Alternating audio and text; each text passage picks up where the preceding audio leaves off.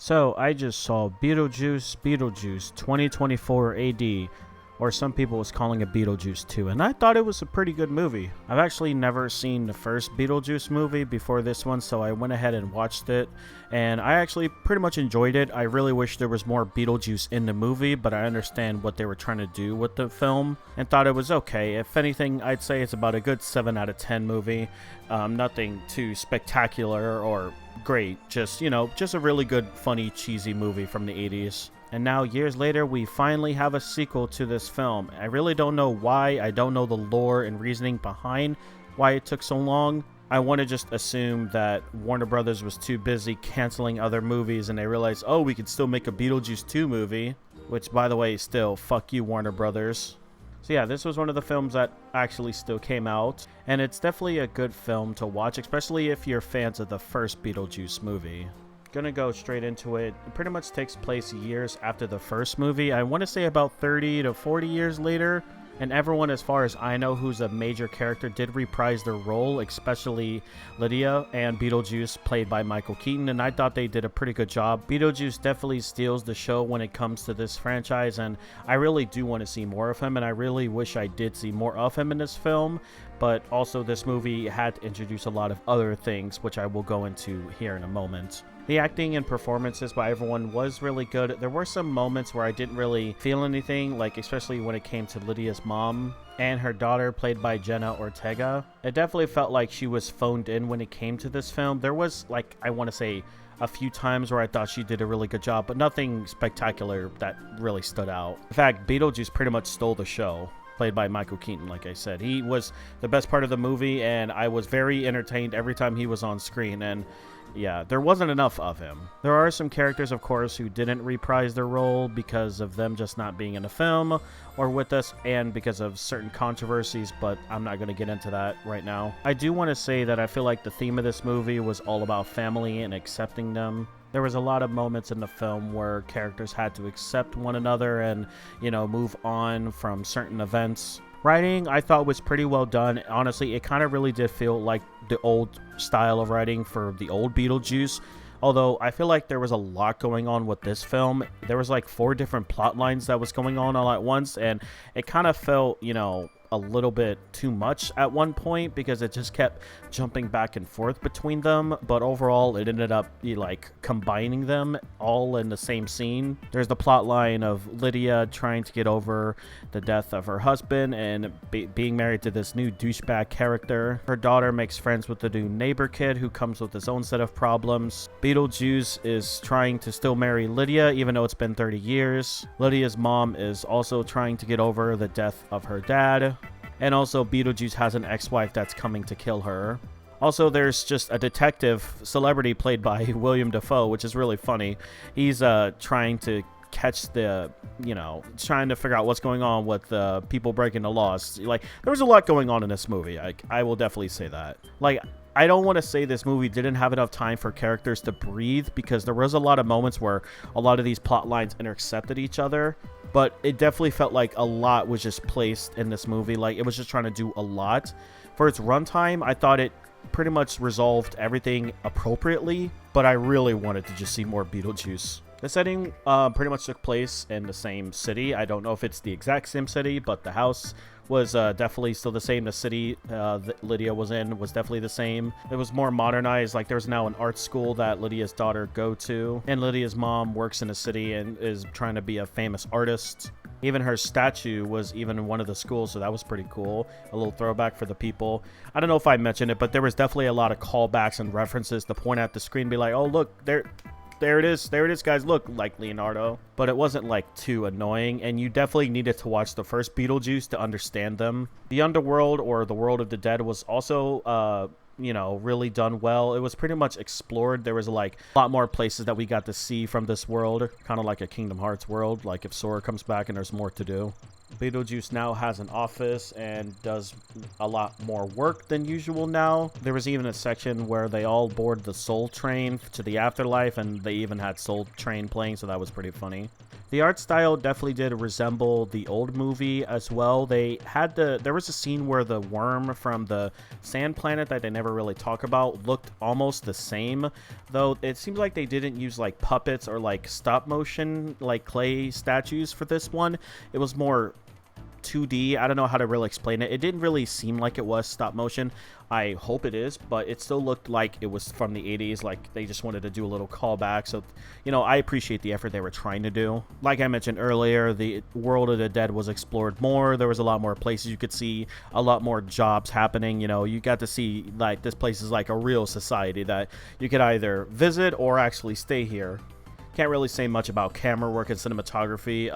There was a shot that was really funny on Twitter where William Dafoe's like statue was pointing a gun at Jenna Ortega, and you know that made a lot of memes online, so that was pretty funny. I can't really say anything really stood out when it came to the editing. A lot of the costumes also was definitely really good. Like there was a lot of people where it was like, oh, how did they die? And then you got to see a little bit of them, and it's like, oh, you could put it together. So it was pretty fun seeing that, just like in the first movie, like, oh, how they die, how they get here. Bob is now a main character and works for Beetlejuice, and he's just hilarious. And yeah, I really have nothing more to say. Bob is just funny. The music was definitely really good. There was a lot of funny song choices that they used, and it definitely felt like it was like trying to go for like a good Halloween theme. You know, there was a lot of scenes where there was just some good dance music, you know, kind of like a Halloween party. That's just the way I see it. I can't really remember any like rememberable songs that was really done well, you know, that they used in the film.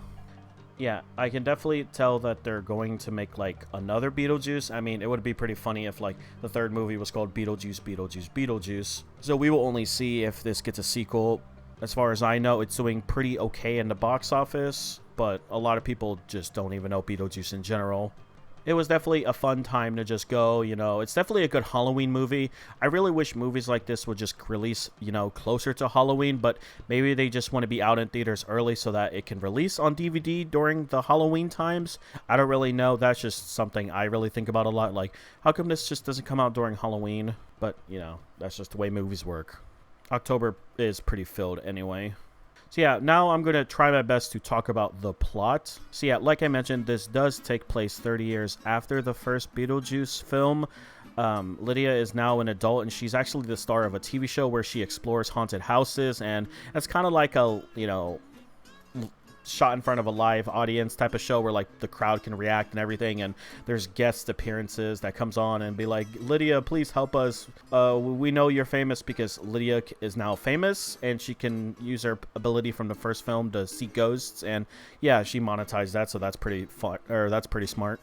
We find out that she is in a relationship with this producer character who is definitely a manipulating douchebag character, and my girlfriend easily caught on to that because we both watched it together. So yeah, it was definitely apparent that he was a piece of shit from the beginning, and there were signs of him taking advantage of her and using her.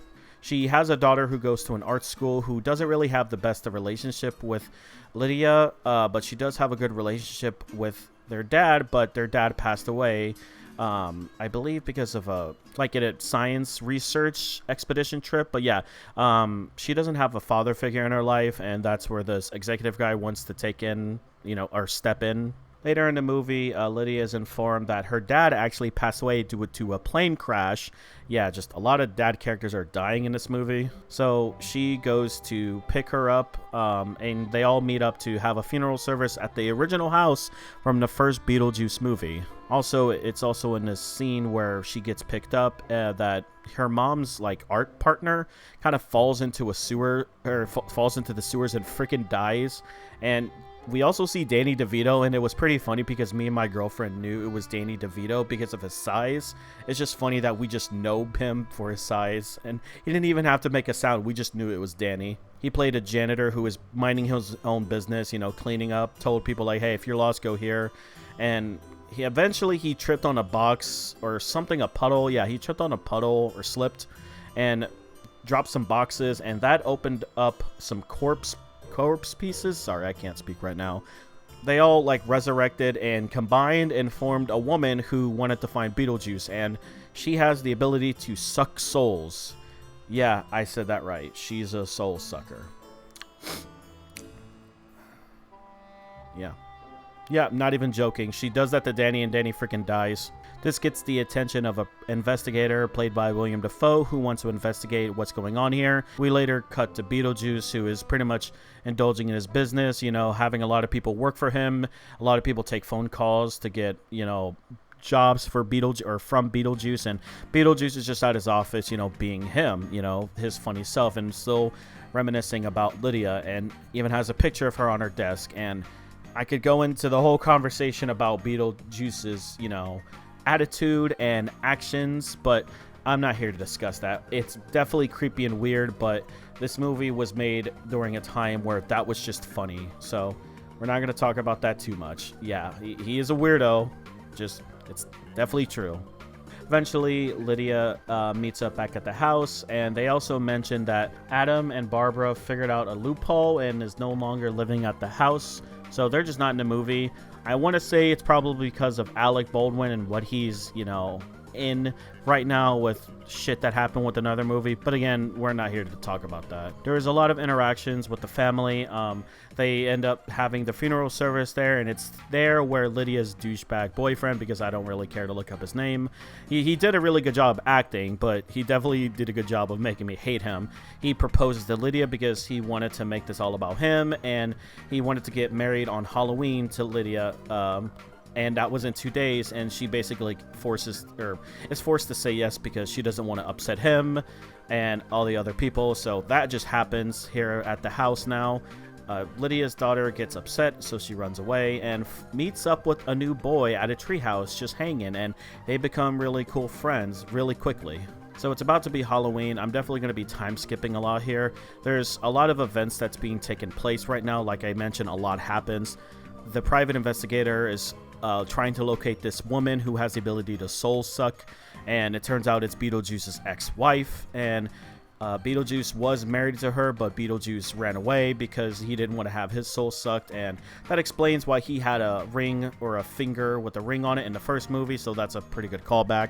And he doesn't really answer any questions to the investigator because he doesn't want to be involved, so that's just what happens. There was even a moment also before that where Lydia's new fiance, quotations, wants to explore the attic and figures out about Beetlejuice and even says the name, and he gets an opportunity to meet Beetlejuice, and it was a very funny exchange with a lot of gags happening, but he just ends up trying to forget that ever happened pretty much. Also, I mentioned, or forgot to mention, Lydia's daughter also is in the attic and looking around and got to learn about Beetlejuice, but she doesn't really believe it.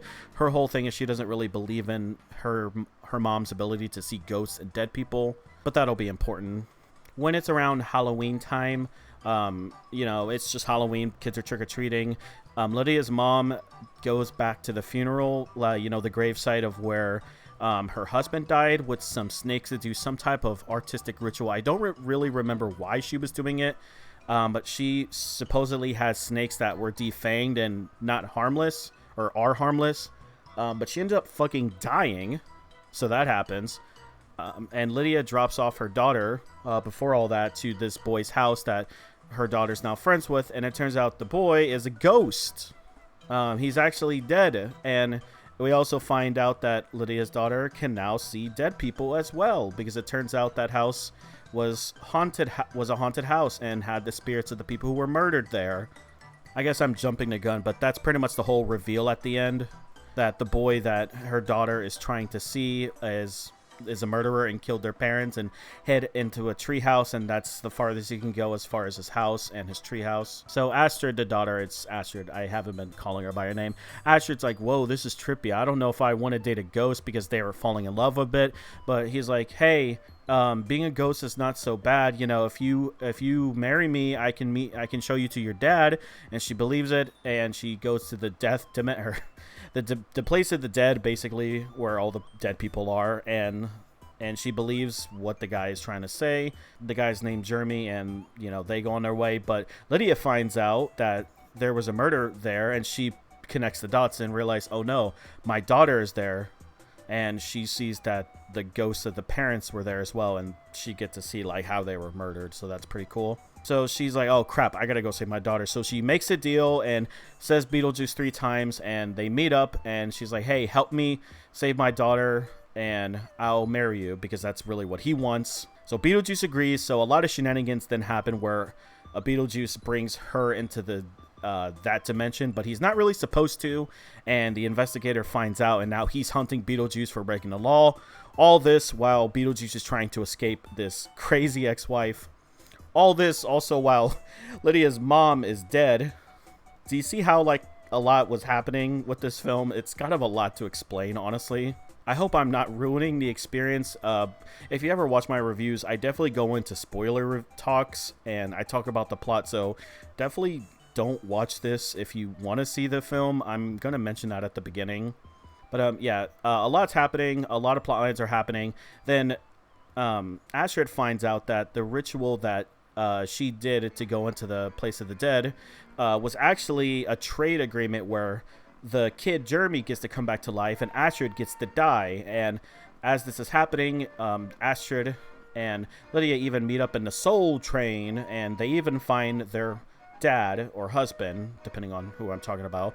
So yeah, all the families reunited. So this happens, and they even have a little callback to the desert planet that's around Saturn. So all this is happening, you know, Lydia's, you know, trying to get away with her daughter, trying to save her, trying to bring her back to the world of the living, and Beetlejuice helps out and sends Jeremy to hell, literally, by tricking him into not completing the trade agreements, and also helps her mom come back to life. Now it's time to return that favor. Beetlejuice is like, hey, Lydia, you gotta marry me now. And this is all while Lydia was supposed to be married to the other asshole guy, Rory, I believe his name is. Yeah, they were supposed to be married, but Beetlejuice is like, nah, I'm about to marry Lydia because I love her. You know, they have this whole song and dance, this whole cake scene. They played a really cool song, but the private investigator shows up, tries to stop everything, but Beetlejuice is like, nah, freeze, and then everyone freezes, and that's where this frozen statue comes into place because he was pointing a gun at Astrid, and he takes care of that. And then eventually his ex-wife shows up after hunting people down because she's been going around sucking people up. She even kills Bob, by the way. Yeah, she was just interrogating people, or at least, no. The private investigator was interrogating people trying to find Beetlejuice for bringing Lydia into the place of the dead. All the meanwhile, the ex-wife was tailgating this whole situation and, you know, trying to find Beetlejuice as well and trying to get ahead of things. So she catches up. But during that wedding dance scene, Astrid finds the book and says a chant summons a great sandworm, and the worm eats Rory and Dolores. That was the ex-wife's name. I keep forgetting to memorize that. And everything is pretty much done with. The guy who, the private investigator, William Dafoe, the guy who wants to keep the law, he says, all right, we're going to go home. By the way, your mom is still technically dead, so we got to take her. So she goes and dies for real, and like she can't come back. Throughout the entire film also, we got to see like Lydia's dad basically in the realm of the dead, but he has like his entire head and shoulders eaten off because of a shark attack, because that's how he died. And he's on the soul train waiting to come to the afterlife, and then Lydia's mom is there. I don't even know her name. She sees him and recognizes him instantly, and they go to the afterlife together. So that's a pretty happy ending for them, and they dance, of course, and celebrate. There's also a really funny scene where Rory got hit with truth serum by Beetlejuice and exposes that he's been a piece of shit all this entire time, and he never really liked Lydia and thought her entire act was bullshit and really only wanted to manipulate her, take advantage of her because she was desperate for losing her husband earlier in the film and wanted to make more money. Also, because Beetlejuice broke a law earlier, he no longer gets to marry Lydia, and the contract that he made with Lydia is null and void, and he goes away again, and pretty much everything is normal, except now Lydia only has her daughter as far as close family, and, they just spend the rest of their lives having a better relationship. The movie ends with some funny scenes of, like them having bad dreams and Astrid having a baby who is Beetlejuice, and yeah, it just ends with a funny note. And yeah, that was Beetlejuice. Like I said, this movie had a lot going on, a lot to explain, but I don't think it was bad at all. I thought it was pretty okay for what it was doing. I really enjoyed the film, and I really recommend it to anyone who likes Beetlejuice. It's definitely a good Halloween movie, a good chill movie to, watch and have a good laugh here and there. As far as my score, I'm gonna give it an 8 out of 10. I gave the first Beetlejuice a 7 out of 10, so yeah, this did just better than that. I hope, they do make a third one. I do really think Michael Keaton did a really good job, and I really want to see more of him. I would definitely love to see like a series of him doing, wacky odd jobs and just getting hired by people to just be himself, be Beetlejuice. That's what I really love to see. Honestly, the movie is at its best when Beetlejuice is on screen. So yeah, definitely recommend this film. Definitely go and watch it if you just want to have a good time. There's definitely going to be a lot of movies coming next month, and November especially, and December, honestly. So yeah, definitely watch this when you can. Last thing I wanted to mention, I definitely will be making more reviews for all the other films that I never got a chance to make a review for. So by the end of this year, I will be releasing more reviews for films that I saw this year in 2024, because I definitely did see a lot, and I never got around to recording any of them. So yeah, definitely look out for those. If there are some films you think I should watch that came out this year, I will definitely consider making a review for them if I see any comments. So definitely let me know if there's some films that I should watch if I haven't already made a video about. Yeah, that's about it. Thank you, everybody. You have a nice one.